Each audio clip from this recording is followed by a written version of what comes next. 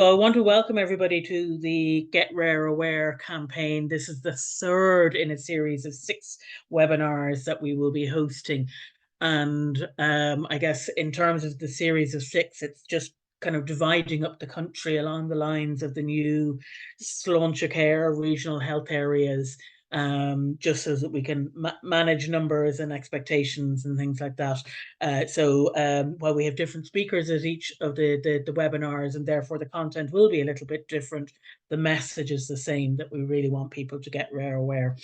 So the first thing, I'm going to double check and just make sure that we're recording, which we should be. So Owen, if you can make sure that's up and running, that'll be great.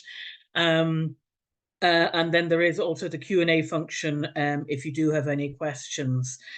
I'd like to thank Sean Kenny for coming along today. He's the parent of Aidan, who sadly passed away towards the end of last year from one of the conditions, MLD, that is on the, I guess, requested list for newborn screening.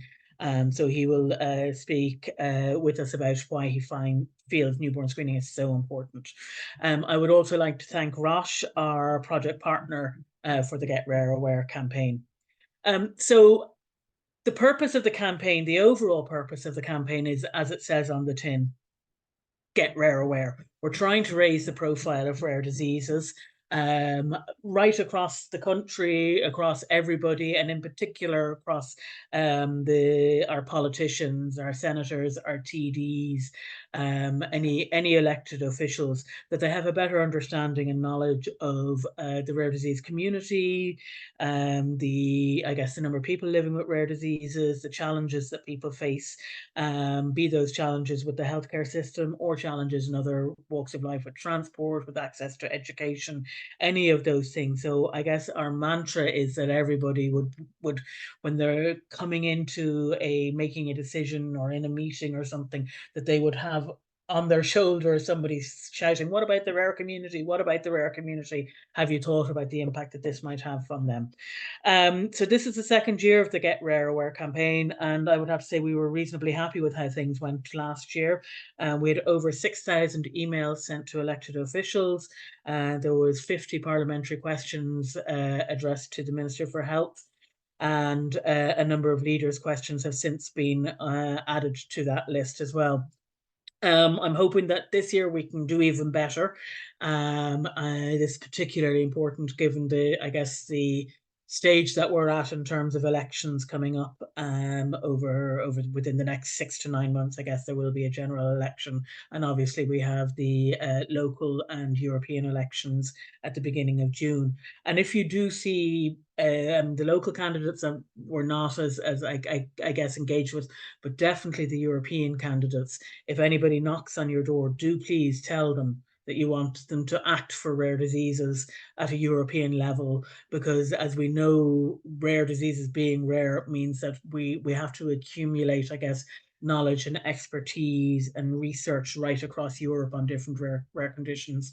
We cannot do it on a national basis where maybe there's only 1 or 2 people living with a particular rare disease. So the shared burden of rare diseases right across Europe is we want to make sure that that's front and center, and we have I guess at a European level we are seeking to have rare diseases to be a core component of the health strategy moving forward at an EU level. Just at the outset, I'm just going to mention our Get Rare Aware website, getrareaware.ie, and we would ask everybody to go on to the website and please to take action. Please contact your local representatives. All you need to do is insert your name and email address, and it will send a pre-populated email to your local TDs and senators, local being those that are living within your health region, so that we can make sure that they do hear from us, that they do hear of the challenges, and in particular this year, challenges around newborn screening, that we are so far behind our European counterparts in terms of the volume of newborn screening that we do in this country, the number of conditions that we test for, and the impact that this could have, both, I guess, on the quality of life for those affected by rare diseases, and as Sean will probably allude to as well, just on the whole healthcare system, that the current challenge with a diagnosis. Over 37% of people taking over 5 years for a diagnosis. And can you imagine getting that diagnosis at birth? That you're no longer on this diagnostic odyssey, as it is called, bouncing from consultant to consultant, sitting on waiting lists here, there, and everywhere, trying to get a diagnosis. And in the intervening period, maybe getting access to treatments that are relevant, maybe getting access to treatments that aren't relevant, and potentially even harmful.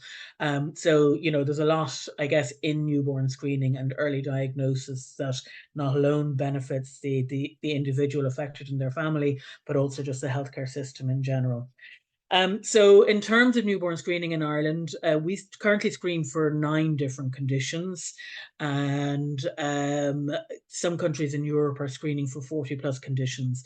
We're in the lowest 25% in terms of countries for the number of different conditions that we test for. So 75% of European countries test for more diseases than we do. And as, I guess, a relatively wealthy and advanced country, and in fact one of the first countries in the world to introduce newborn screening in the late 1960s, we have fallen behind and fallen way behind, and we need to I guess reverse that and at least get up to the average, but really we should be aiming for the top in terms of newborn screening. We estimate that about 200 newborns, if we implemented the newborn screening is requested at the moment, that about 200 newborns would be diagnosed each year, and that those babies, infants, children will go on to lead a much healthier, a much better life. In some instances, there are curative therapies. In other cases, it could be treatments. It could be, better access to, say, speech and language, or to motor skills training, physio and things like that, that allows people to live a much better life. Or even for those that, God bless, have a terminal illness, that there are things that can be done, and I guess could alleviate the stress on both the individual and on their family. If it is a terminal disease, there's a lot that we could be doing. The current system is a 2-step process. So you might hear us talking about the National Screening Advisory Committee, which is a spin out from the cervical check scandal. So a recommendation from the Scally report was that we would have an overarching screening advisory committee that would advise on all screening. So applications go in saying we'd like to add this, or you should add this to the screening system, and they will do an assessment. They will, I guess, via HICWA. HICWA has some people that will do a health technology assessment on potential additions or new types of screening. So the newborn screening program, while it's an established program, if we want to add more diseases, the first thing we need to do is get NSAC to review that and say yes. The minister will then give his approval, and to date, NSAC have made 3 recommendations, and the minister has given 3 approvals. So I don't imagine that the minister will ever say no to NSAC. But I guess it is a step in the chain. And then once the minister has made an approval and has requested the HSE to add something to the newborn screening test, we're then into the HSE, the internal workings of the HSE, to actually make that effective.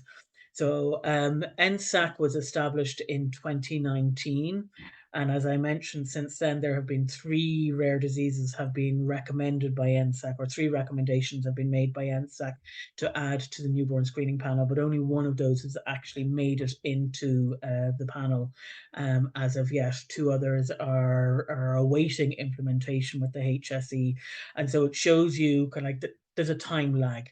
One of those recommendations was made 2 years ago, 2000, no, over a year ago, sorry, it's January 2003. The other second recommendation was made towards the end of 2003, but it's only now that they're beginning to, I guess, think about how they will implement those.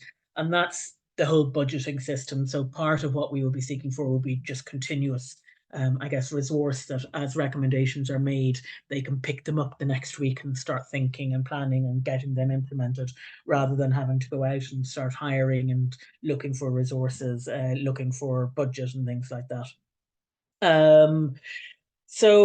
I guess really, as a final comment, there are currently about 30 rare diseases that are awaiting assessment, a little over 30 rare diseases awaiting assessment by the Screening Advisory Committee. And at the rate we're going, that'll take 30 plus years to be implemented, each of those. Sorry, all of those. But what I would say is that many of those have been recommended by clinicians, by our consultants that are treating children with these diseases. And, you know, you've got to say, if the consultants are asking for an earlier diagnosis, this is something that we really should be doing, because they know what treatments are available, they know what's best for their patients. So while it is a benefit to families and to parents to empower them, to give them as much knowledge and to give them access to resources and stuff as quickly as possible, the clinicians also know that this will be a huge benefit for the patients that they're seeing. They won't see children coming in, or babies, infants coming in, that are already symptomatic, that have already, you know, had I guess some damage to their overall health as a result of these rare diseases. These children will be relatively healthy coming in, and they'll, you know, I guess, stop exposures and things like that. And that's you know, I guess, do no harm. You know, the mantra in terms of medicine is, you know, we can do better in the doing no harm. So not by not diagnosing, we are exposing some infants to, unbeknownst to us, unbeknownst to family members, but they are being exposed to potentially harmful things. And you know, I think we could be doing better for those families and for those newborns. So I'm going to ask Sean Kenny. As I say, Sean is a father to Aidan, who had multiple leukocyte dystrophy, and most MLD is a terminal illness, or was a terminal illness, I should say, but there is a new therapy available. And so I guess if things have been different for Sean, his you know, things might have been different, or if things have been different for Aidan. But I guess that was, you know, right at the start of the desire to get MLD added to the newborn screening list. So Sean, I'm going to dive straight in. Okay. Tell me, what is it about newborn screening that you think that this is a bit of a no-brainer? Yeah, for me, Vicky, newborn screening is very important. To start at the start, get the information and move forward and live your life. Let that be Aidan's life. For example, he was just around the break even time of the therapy for newborn screening, or for MLD becoming available. And, you know, whether he would have missed that or whether he would have got it, we would have had the knowledge moving forward in his life, and he could have lived his best life possible, and it would have limited the trauma on his immediate family also, and it also would have streamlined and managed the resources for his interventions an awful lot better, and he would have benefited an awful lot more from a lot of his interventions and from a lot of his symptom management systems. So for me, starting at the start is what makes sense with anything. And when it comes, especially when it comes to newborn screening, you know, 6 years ago, newborn screening, I didn't know anything about it. Now I do, and now I have to talk about it, and I have to leave it in a better place than it was when I got it, because I have knowledge and I have experience of it that is valuable. Yeah, it's, as you say, a no-brainer. It's kind of unbelievable, really, for such a rich country, and such a country that boasts so many world leading and so many world firsts and world bests, that we are so far behind, considering that we were the ones to start it off almost. But that's where we are, and now we need to change that and move forward.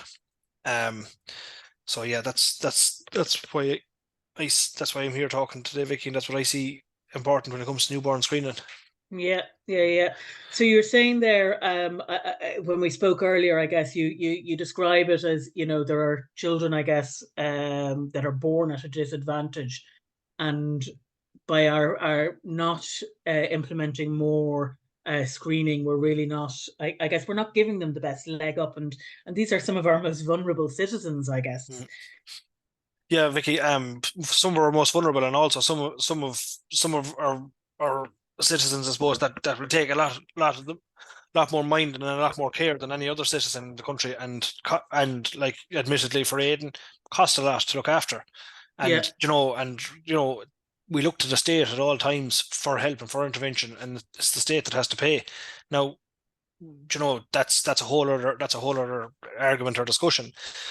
But no, like Aiden's life was was 5 years, and his diagnostic odyssey kind of took a good portion, a good percentage of that life away from him, when we didn't know what was going wrong and why he was regressing. And then, like you say, you're tossed into a system of consultant to consultant, intervention to opinion, to this, to that, to false diagnosis, and eventually arrive.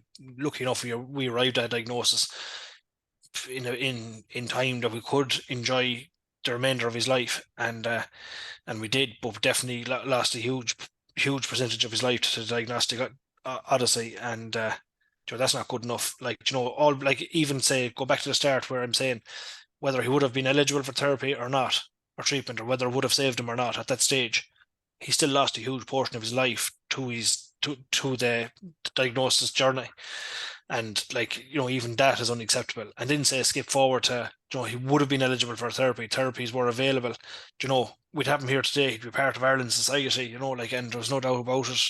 Every parent thinks their own child is brilliant, but even me as a parent saying it, other people said it. Like Aiden's short life before he became symptomatic, he was one of them individuals that just had a different presence, different spark, and had given the chance, God knows what he would have done in the world.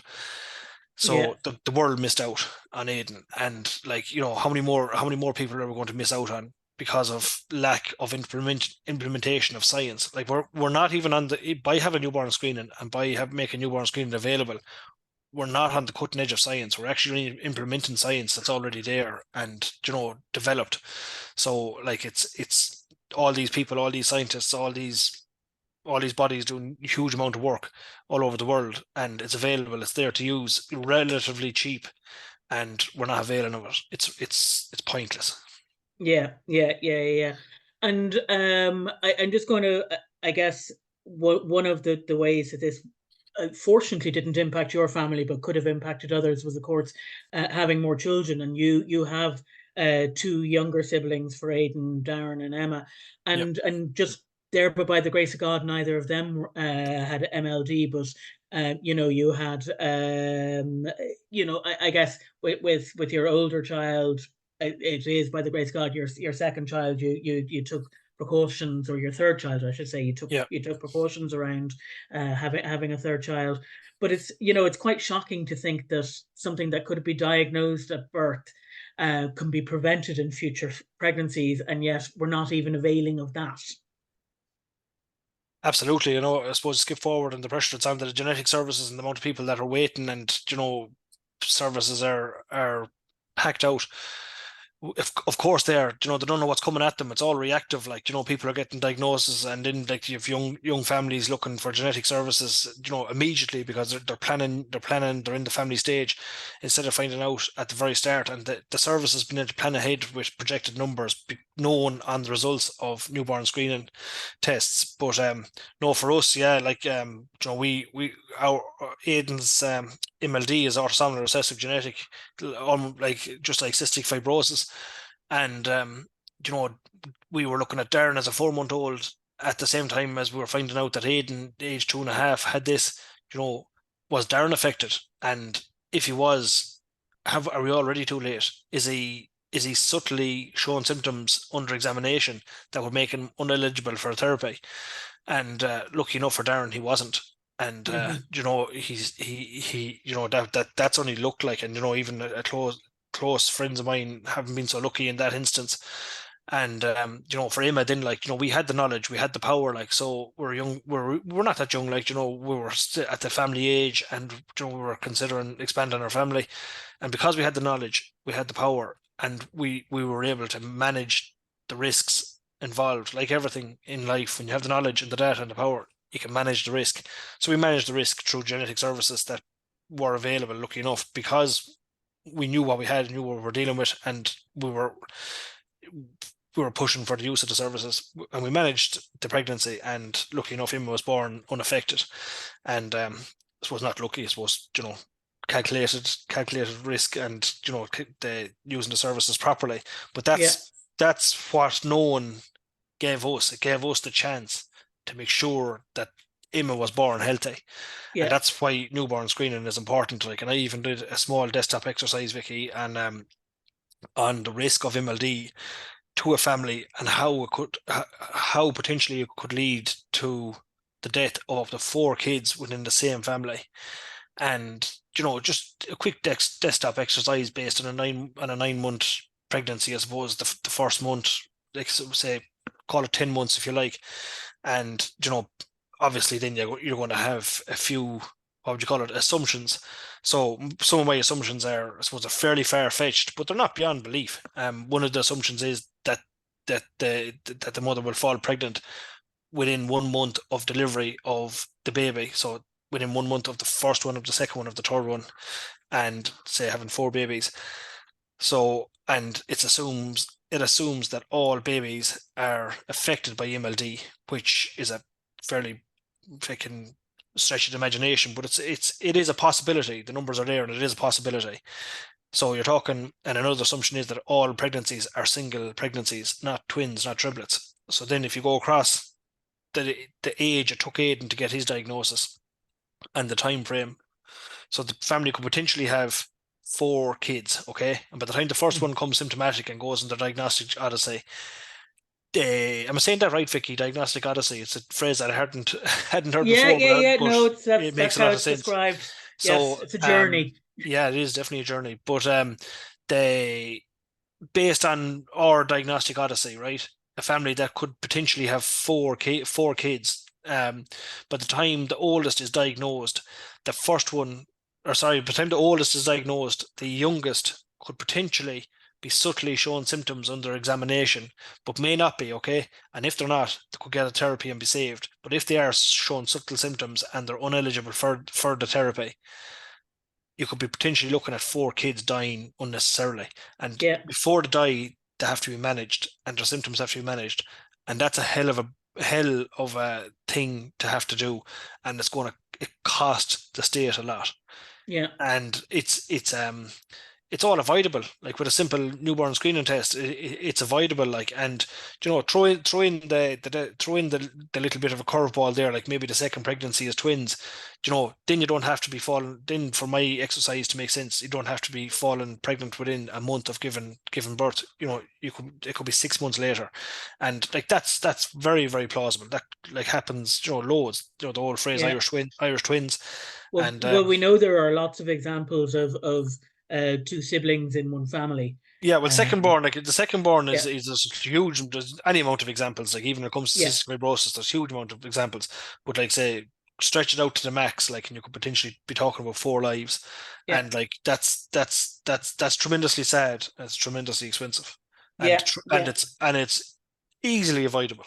Yeah, yeah, yeah, no, absolutely.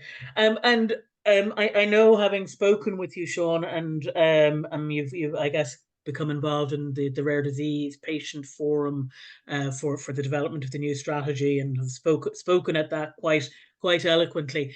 You know, Aidan and your family have you standing there banging on doors saying, right, we need to know what's happening, and we need to get access, and we need to find a diagnosis, and things like that. But sadly, many families don't have that person in the family that'll keep asking questions and battering things down.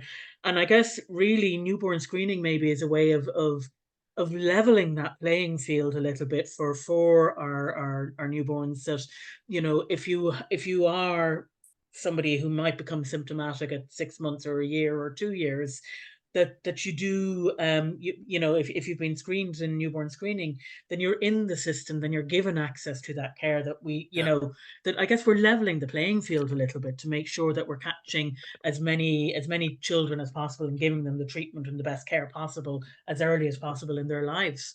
absolutely, Vicky. I always say that like the consultant didn't diagnose Aidan, we did. We kept banging down the door, we kept advocating, we kept pushing, we kept second guessing, we kept questioning, and eventually we got there. And then when it came to his symptom management, like like that, we were lucky insofar as we've strong voices, and it's hard to quietness, and we're able to get our message across. And there was two of us, Deirdre and I, And like, some kids and some families aren't as lucky as that, like, and it's not through any fault of anything. Like, they're just the care that Aidan required. We were lucky insofar as we got a Jack and Jill nurse that really, really hit the ground running and helped us and freed me up and Deirdre up at times to do things like the advocating. And we got all the interventions as required when needed. Now, I will say, some of them wasted. Like, if you look at the proportion of time that was spent explaining to the different interventions, Aidan's illness and the help he might need, it was probably like, probably a 10-15% amount, 10 or 15% of the time that it actually spent treating Aidan was wasted on that kind of thing. Whereas an early diagnosis and a bit of knowledge and a bit of awareness on their side would have helped with that. He had an eye gaze screen for communication. It came potentially 6 months to a year too late. Where he missed out on that, and like, couldn't communicate verbally with us, couldn't communicate with his hands, but we discovered that he could communicate with his eyes, and then we set about the road about getting an eye gaze screen. But because the SLT was behind the curve in so far as knowing what Aidan had, what way he was going to be affected, and what would be useful for him, it took that amount of time to get the screen. And the upshot of that was Aidan missed out and suffered needlessly in between, and resources were wasted giving him the wrong type of speech and language therapy. So Yeah. Yeah. they getting back to the original thing. Yeah, it's okay, like, to a certain degree. Yeah, it's okay for the likes of Aidan, but for other kids with different diseases, and same as Aidan, even that starting able to advocate or don't know how to advocate, or just are burdened so much with the care, it levels the playing field, and it gives the clinicians a fair advantage, not an advantage, but gives the clinicians a fair chance at being able to intervene and being able to help, because they know early what they're going to have Yeah. to be doing at certain stages. They're not being reactive. They're being they're Proactive. yeah, being proactive, like, and they're able to calm down, see what has to be done, go with the flow. Like somebody with MLD, that can't get the treatment. You might know maybe a year in advance of them needing different therapies, that if they can't get the treatment and their life is going to be limited before they become symptomatic, you can have the different interventions there lined up, ready to go, knowing what they're Yeah. going to have to do, what equipment is going to be needed, and give that child with a short life the best chance at life and the best quality of life. And like, some kids aren't born with two parents, some kids have two parents and then they split up, and then like your advocacy really goes out the window. And that's very unfair. Like, who suffers behind it all is the sick person, the sick child. Some kids are born with rare diseases, and their parents get cancer. Then, like, cancer is so prevalent now in the country that they're struck down then, and they have their own illness. So no, it's not a level playing field at the minute, Vicky. And newborn screening would really, really level it up for everybody. And Yeah. as the saying is, you mentioned earlier on, do no harm. But like, by not newborn screening, you're doing a lot of harm. I would remind listeners that they can use the Q&A function if you do have any questions, and we'd love to hear from you. The thing, I guess, Sean, about newborn screening is newborn screening isn't just about, I guess, the individual living with a rare disease or even just their family, but it's about the whole system. It should empower the system, the health, and when I say the system, the healthcare system, to plan and to adapt and to do all of those things that, as you say, at the moment it's just about firefighting. It's about kind of like going from waiting list to waiting list and trying to get a diagnosis and then getting onto the next waiting list for the next therapy and whatever. But if we actually, I guess, accumulate this knowledge very early on, we can then plan for, well, in 6 months' time, this is going to be needed, and in a year's time, this might Yep. be needed, and things like that. And it just seems so, I don't know, remiss of us that we invest so much in healthcare and Yep. in the healthcare system. And we talk a lot, I guess, about healthy Ireland and the importance of maintaining your health and living a healthy life and all the rest of it.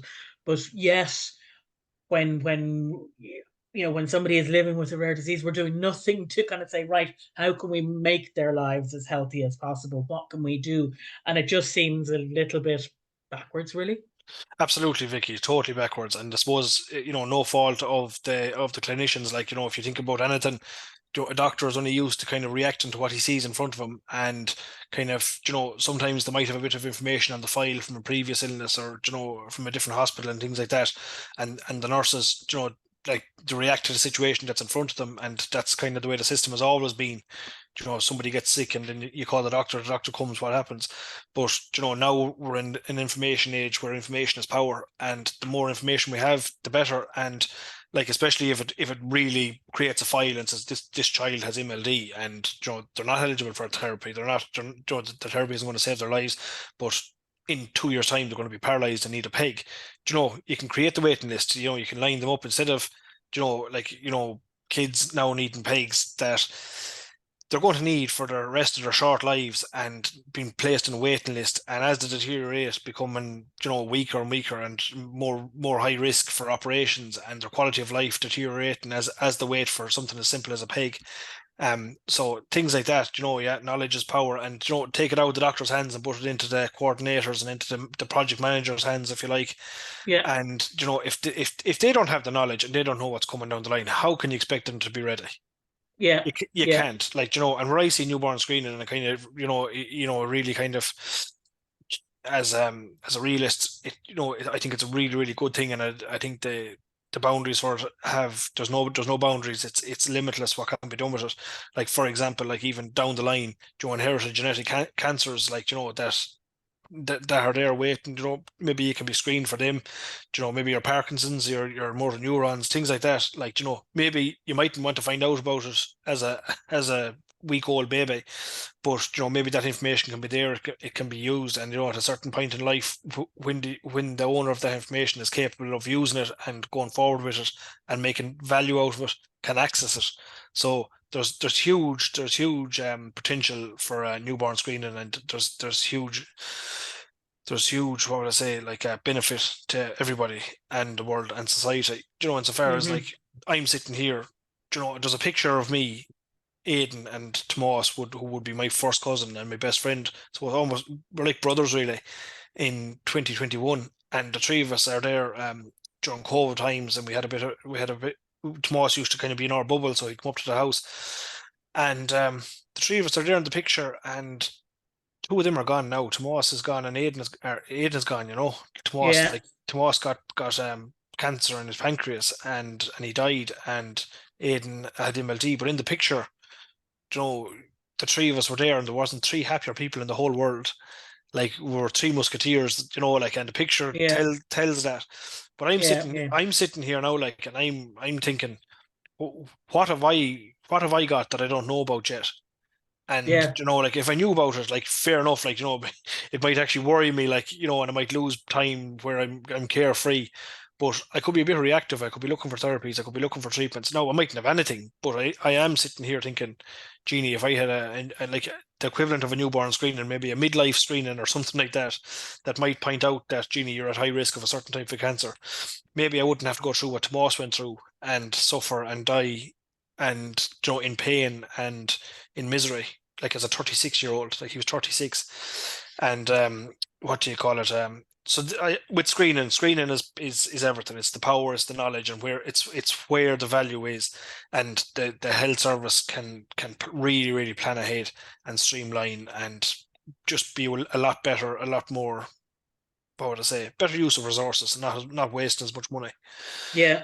I'm kind of going a bit around in circles there, but you kind of get what I'm saying, Vicky. Sorry about that. Don't worry, Sean. We all do when we get into these topics. I'm only talking off the cuff, You spoke earlier on also, Sean, and it's a phrase that I'm going to have to steal from you.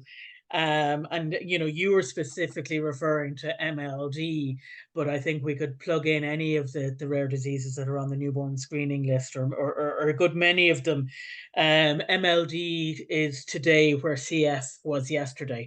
CF being cystic fibrosis, and it really struck home. It's kind of, I mean, like, 20 years ago, when a child was born with cystic fibrosis, they didn't have a great life expectancy. They didn't have great quality of care and just the transformation.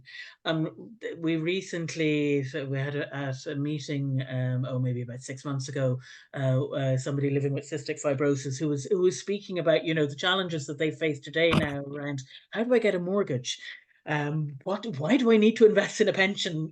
These are all things that they'd never ever thought about beforehand. And these are now the challenges that they face, like otherwise healthy people, the normal population face. And it's just, to give, I guess, hope to those, because not alone does newborn screening, I guess, allow you to intervene and to address, to find children when they're very young, or people when they're very young, and diagnose them and give them the best treatments.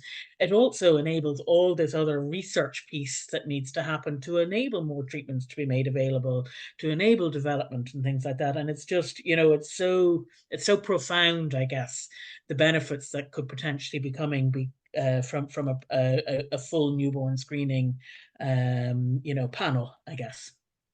Yeah, it's the start of science, Vicky, really, isn't it? Like, and if you're not using it, it's going to go dead, and it's going to go stale and redundant.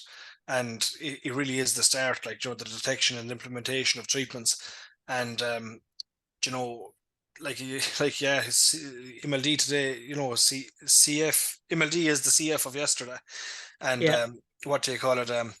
Like, I was even during Aiden's care, was talking with a critical care consultant, and we spoke about a bit about cystic fibrosis as we were transporting Aiden home to die, and she was, shaking her head in disbelief that, two of her friends when she was in school have died from cystic fibrosis, and now people with the same type of illness are being born with no risk to life and no risk to happiness and health whatsoever. And and kind of, it really struck home between the two of us that, like, here's Aiden, dying of something that, is totally preventable by the implementation of science that is actually developed and available, and people are yeah, putting resources into.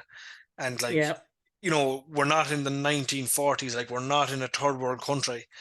Like, money is everywhere. There's money for everything. Like, look around, look at the news. There's money for the most obscene type of things that make no sense to anybody. Look at your local authority, the amount of money they're spending on different things. Look at your neighbours, the amount of money they're spending. There's money everywhere. So money is not an issue. Like, we're living in Ireland. Come on, like. And here we are, like, kind of, she was shaking her head insofar as saying, like, it's kind of ridiculous, really, that, two of her friends that died, and here's Aiden dying now of something that's, it's only the click, it's only a small bit away from a few people agreeing and implementing strategies to put it on the newborn screening program, away from yeah. stopping people dying. Yeah, yeah, Like, yeah. Well, I have a comment here from one of the attendees, and clearly they know you, Sean, personally. You're helping somebody nearby you, I believe, that is living with MLD, that obviously hasn't been screened or wasn't screened at birth, and yeah, is now living with MLD. So, I think, uh, I guess, the intervening as you are now, and I know Les Martin, who you would know as he did before you, that this needs to stop. We need to do something. We have to take take action, really, and force no, the hands of I guess the government and the HSE to make these changes, because yeah. really we can't continue on as No, we no, we have. can't, Vicky. Like, and we won't either. Like, and, like, science Yeah, won't allow us to. Like, and industry won't allow us to. Industry will give up if we stop using the science. Industry will give up, and they'll go to places where that will use the science and will develop, and we'll be left behind. And, yeah, like, like, yeah, I'm helping that family there, like, as much as I can. Like, but it's third world stuff. Like, ringing a neighbor to see how they got on with it. Like, yeah, you really, really would not expect that to be going on in a modern country. Like, like that girl is dying, like, like, I see your auntie's name there, like, but the fact of the matter is that girl is dying, and there's nothing else going to happen. And before she dies, she's going to suffer, and yeah. going to suffer a lot. And, like, small interventions and small little things might help with it, like, but she's dying in the worst way possible. Mm, Like, and that's not me exaggerating, it's not me overselling it, like, and I'm sorry, Susan, you have to hear it, but, like, that is what's happening. And Yeah. like, you know, she's not the first. You know, like a few have gone before her. Like, you know, we say rare, like, and it is fairly rare, but she's not the first. Like, the learning should be done, like, and the changes should be made. And you know, like the like there's a cure there. Like if that little girl was born in other parts of Europe, like for Aidan it was if he was born in Italy, he'd be alive now. You know, for that little girl, if she was born in various other countries around Europe, like you know, she wouldn't be suffering now. Like she'd be a miracle baby. Like she'd be going around living her life, and her parents would be saying, like, you know, really and truly, she shouldn't be doing this. Like Yeah. she should be at, without intervention dying. But there she is now up on top of a slide, or there she is up on top of a castle playing and running with her friends. But she's not, because she was born in Ireland. She died by postcode, and Aidan Oh, died by postcode as well. And like that's not good enough in this day and age. Like, you know, go back like when the treatments weren't available. Like, fair enough, you know, you can't say, oh, there's a treatment in America that's cutting edge, but it's all on trial. That's not available like as such. Like if it's there and you're lucky enough to get it, fair enough. But the treatment for MLD is there. Like it's basically waiting on the sidelines for people to use it and buy it. yeah. And like, you know, that little girl, like, you know, and you know, there's another child being born this minute that could possibly have the same story.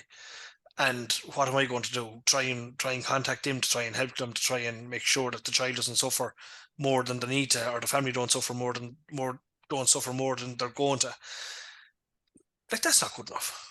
That's not good Yeah. enough. Like, and it's okay me here talking like, and it's a motive, and I know, like, but the politicians don't know, and nobody knows unless they went through it. I even see it there when I be talking to Susan sometimes, and I be saying, "My God, like, only if I actually really know what they're going through this minute, I wouldn't believe it, or it wouldn't bother me as much." But only because I have the actual experience of it, and it's even I even sometimes have to remind myself of, like, do you not remember? Do you not remember the screaming? Do you not remember the, like, Aidan buckled over in so much pain? Like, you know, when somebody's really in pain, they don't buckle over forwards, they buckle over backwards.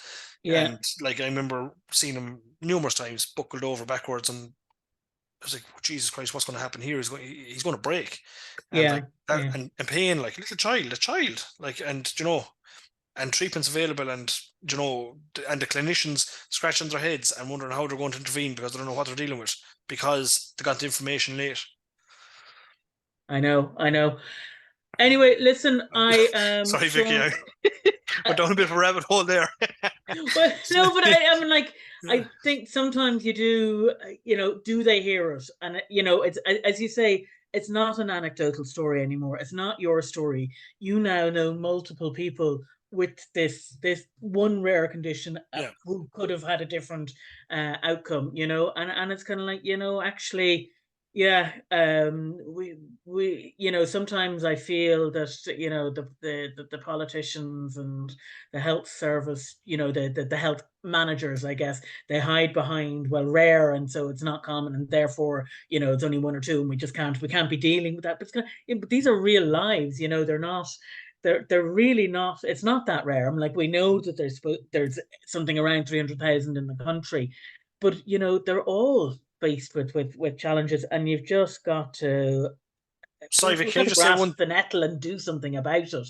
And for some there will be treatments like with MLD there is now, or with SMA, and with others there may not be. But just to empower and enable and to give people the best chance and opportunity, and give families the best chance and opportunity of getting the relevant information and the right care and stuff. And we're kind of hiding behind I heard them actually talking about it with the housing stuff that they're talking about now, that it's so risk adverse. And it's kind of like, yeah, we just got to get beyond the risk aversion and actually just allow people and enable people to make decisions themselves. Absolutely, And Vicky. If this, a lot of the times, like I've found with politicians and different things, they're actually willing, and they wish to possibly do more, but it's the convoluted processes and the lack of a process or the lack of a system that's there when they actually go to try and implement something, and the development of different committees needs to be put in place first.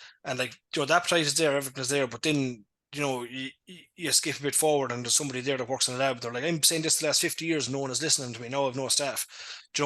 Now we live in the information age. Information is free. We can have a meeting here around the country, sitting at a desk. Um, you know, we need to get behind the politicians now. We need to get the place. We need to get the money off the budget. We need to fund the lab. We need to bring new people into the industry. We need to make it appealing to the scientists. We need to make it. You need to reward the people that are doing the work, and we need to develop it as an industry almost. And it will. Like the buy-in is there, the want is there. The politicians want to do it. They don't want to be going around to constituents talking about kids dying and seeing people suffering. The buy-in is there. We need to implement it and get it going and put a strategy on it, I suppose, like the rare disease strategy. Put a strategy on it, turn the talk into action, and it will get there. Like, I am confident. It's just we need to structure it, and what am I trying to say? I think, Sean, with you behind it, it'll certainly move forward. And I know there are others, as I say, that have been advocating for newborn screening, and it has taken a step forward. And I know it's not a big enough step or a fast enough step. They're still stepping rather than jogging or running or sprinting, but it is at least moving forward. And hopefully, with this push now behind it, we will make more progress. But listen, Sean, it's 18 minutes past 1 by my clock, and I think that lunchtime might be over for many people. So Sean, I want to say thank you very much for sharing with us.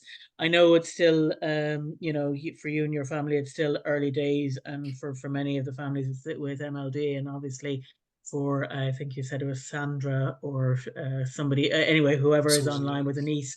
It is clearly, it's an ongoing issue, and we need to I guess keep pushing and make this happen. Definitely. And that's Vicky. That's not to say that anybody else there. Sorry, I'm not going to hold you long now with this. That's not to say that anybody else that's online there with different illnesses that MLD is worse or harder to deal with. Like once like even a child that wears glasses, once something changes, it makes life difficult. Yeah. Like it's another step that the parents have to intervene with and have to keep on top of, and and that's not putting MLD out in front of anybody else. Yeah.